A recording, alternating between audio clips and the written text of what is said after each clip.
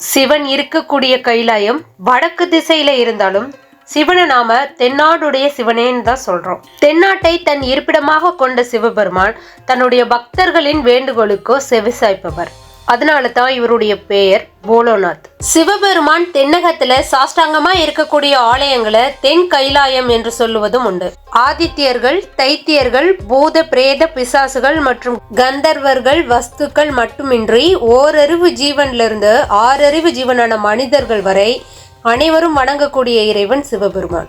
மனிதர்களின் மரணத்திற்கு முன்பு துணையானவர்கள் மற்றும் ஏனைய தேவர்களும் உடன் இருப்பாங்க. மரணத்திற்கு பிறகு அந்த ஆன்மாவினுடைய பயத்திலிருந்து அதற்கு முக்தி அளிக்கும் விதமாக தன்னுடைய இருப்பிடமாக மயானத்தை கொண்டுள்ளார்.